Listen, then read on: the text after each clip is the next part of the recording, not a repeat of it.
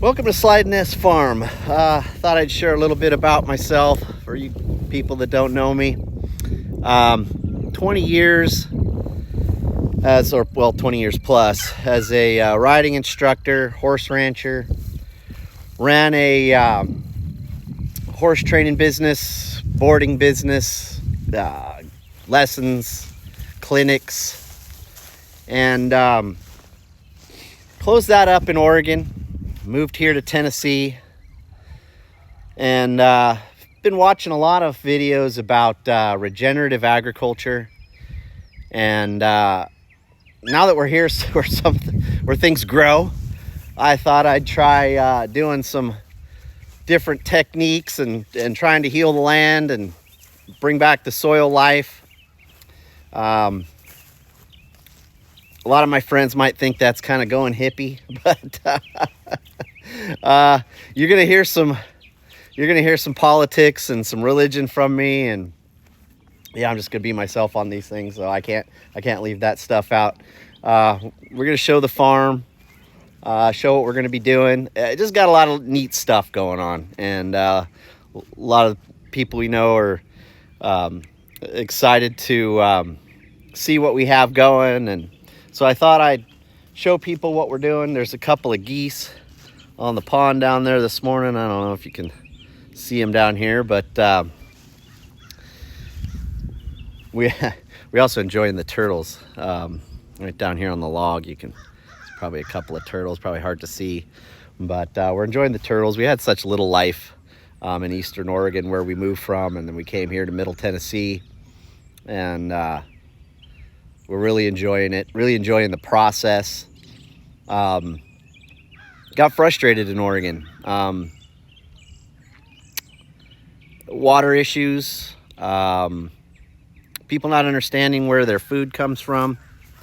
They're doing a lot there to take out the ranchers. We'd raise some cattle here and there, but mostly we were focused on horses. But horses and cattle go hand in hand, and if you're taking out the cattle, you're taking out the horses. And it wasn't good. It was just getting to where I was getting frustrated. I was not appreciating what Oregon was doing, and so we looked for somewhere that seemed a little bit more like America. So we moved here to Middle Tennessee, and starting all over. Started from scratch. We put in these corrals here. They're kind of temporary, but it's a place to feed the horses, and got some fencing going on out there in the field. We subdivided the pastures up so we can do rotational grazing with the horses. We're gonna bring some cattle out and do the amp type grazing, the multi-paddock grazing, rotating the cattle around. We're gonna try some of that. One of the projects we have here going is just yesterday I started, and this kind of got me to think I better start these videos, is we started this chicken tractor situation here where we're building this thing, trying to get it going and be able to haul that around out in the field and bring some fertility without adding fertilizers and lime and whatnot to the pastures. We're gonna just try to do it through the animal impact.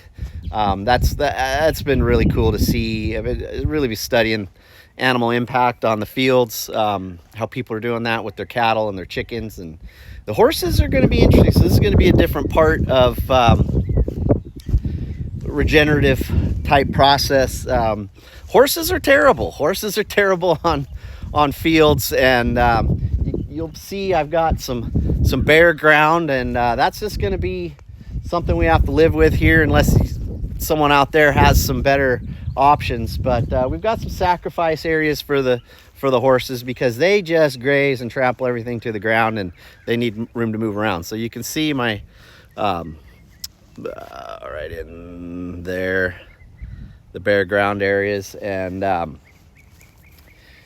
that's our sacrifice areas. But then the rest of the pastures out there, we're going to be rotating the horses around and trying to see how we can get our grass to grow, and then bring in the cattle. I just saw a turtle jump into the pond off the log there, and that we just get such a kick out of the turtles here. Our pond is full of turtles. We've got I don't know, 8, 10, 12 of the little sliders, and then we got a couple of big snappers, and everybody hates those snappers. And I don't know, my wife's like, we'll never get any ducks to hatch out on the pond with the snappers, so we're debating on what we should do with those. But for now, they're there, and we're gonna keep the snappers. So it's interesting. The life here is definitely different than in Oregon.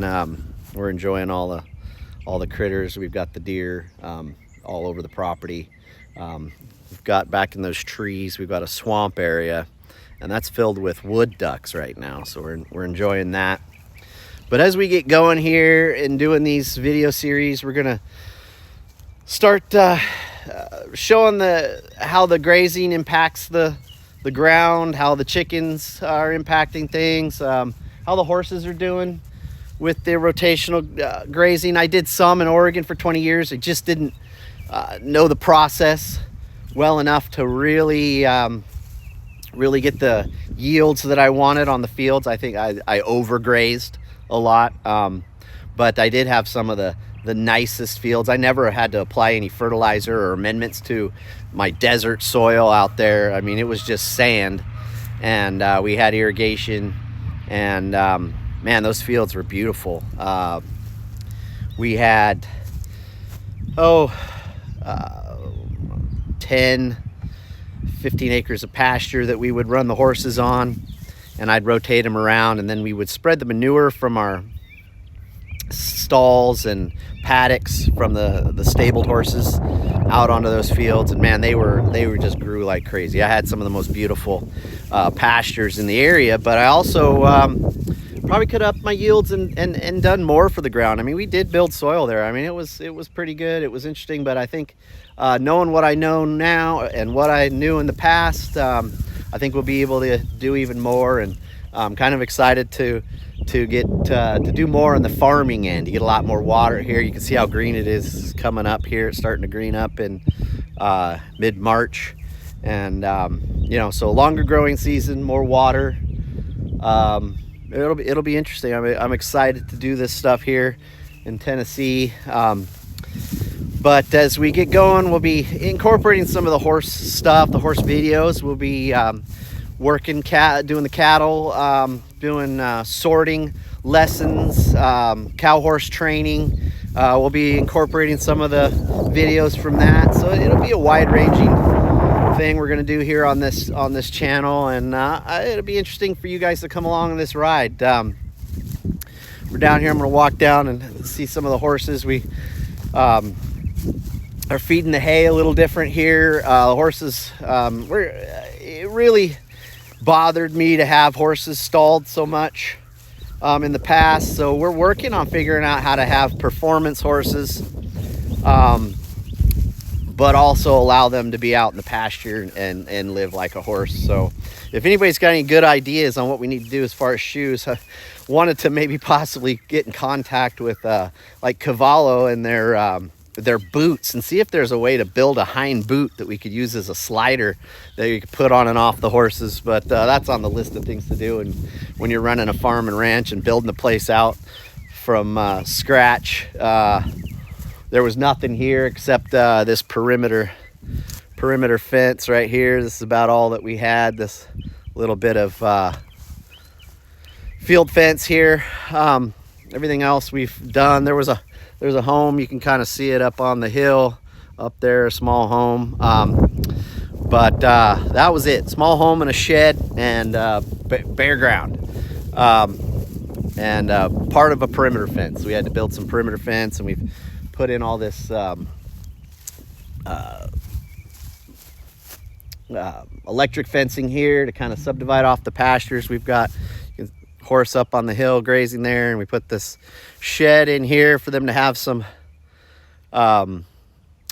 protection from the rain and keep the hay dry. So we're feeding round bales, and boy, I'm enjoying that instead of throwing hay out every day And we used to have up to 35 horses that I'd feed every day. And we're out of the boarding. We're just going to strictly be doing the lessons and the training and working with the cows and try to grow our business here at Sliding S Farm. It's called Rock Island Performance Horses, is the horse end of the situation. And you can kind of see over here, put in a round pen up on the hill. The building that hasn't been sided yet, it's got the zip siding, is the tack room and grooming area that I've been working on. And then we'll take you up there and we'll see where the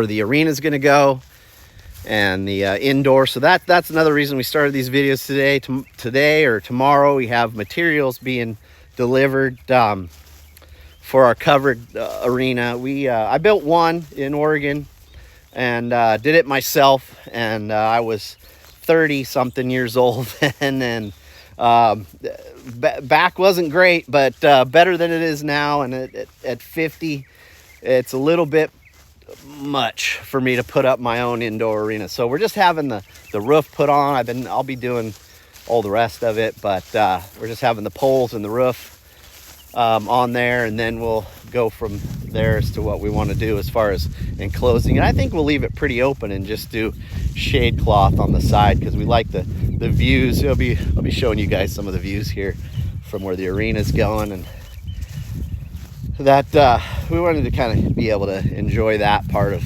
riding, and then when you're cooling your horse out, be able to kind of look out over the land. So the house and the arenas are at the top of the hill, and everything else is kind of drops away. We got a lot of rolling hills here, as you can kind of see in the background, and that was something I looked for when we bought this property, because I like the idea of riding the horses up and down the hills. It's good for them, helps them build muscle, and it just drains a lot better. So here we are, we're up on the pad that we excavated for the arena, and you can kind of get a look at it here. So this is our outdoor arena currently, but we're covering a little over half of it, so we're probably covering 2/3 of it. And then we're gonna leave a big door, knowledge, but not great. So anyway, the video cut out on me. I don't know why, but I was explaining how we're gonna have a gap in the side of the new arena building so we can ride through and use the outdoor section, and then the indoor section, ride back and forth when it's dry enough. And anyway, that's the arena is gonna kind of cover over the top of the grooming area there, and tack room, and lounge for the guests when they're watching their kids or family have their lessons and during the clinics and whatnot. So anyway, that was just about wrapped up on that other video. So we're really excited. It's a lot going on, a lot of work. Really, it's gonna be fun to bring everyone along on this ride and show all my friends what we're doing out here, and maybe get some new friends going through this process. I know doing this, there's going to be a lot of people with opinions and complaints, and nobody can do anything right anymore. Everybody's got opinion on how everybody's doing everything wrong. So I'm sure I'll hear some of that, but let's try to keep it positive. I'm gonna be talking about business and how people can grow their businesses as well, and how we how growing this new business out here goes for us. This is a whole new location, whole new place, starting a business that we're familiar with, but it's a whole new process, starting from scratch. Brought 0 clients out here with us from Eastern Oregon, Central Oregon area. So we'll be developing all new clients. My wife's given 2 or 3 lessons right now when the weather allows. It's a little wetter out here than we thought, so that's why we're getting that indoor covered area going so soon, and then we can be more consistent with the lessons and the training and whatnot. So we're going to be bringing everyone along for that ride, and talking some business to just be, in general, how people can be doing business and improving their life. I mean, we've worked hard to be able to do this, to grow from nothing. I wasn't born with anything, and what we have here was brought along through hard work. And I know the younger generation is saying those opportunities don't exist, but we'll be talking about how they do and how you can, and trying to bring some positivity and some hope to this next generation. Maybe grow this YouTube channel so that that younger people can be on this ride and learn, and maybe get some ideas how they could make their own business, develop a business, get into agriculture, get into the dream of training and riding and being in horses. I mean, that's a whole interesting process over the last 20 years that we had here, and people say it's living the dream. Yeah, but it was a lot of work and a lot of busted body parts along the way as well.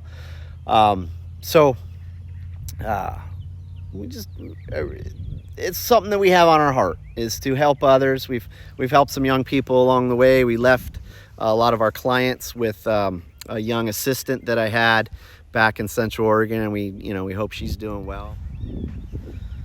So to wrap up, I hope our little talk here is going to find some people that are interested, and we're going to try to get these videos out from time to time, and see if we can kind of make a community. Wife and I both have a gift for sharing the things we've learned in life. We believe that those are God-given gifts, and we want to use them. So hopefully we can create a fun little community here. Anyway, you guys take care, and we'll see you next time.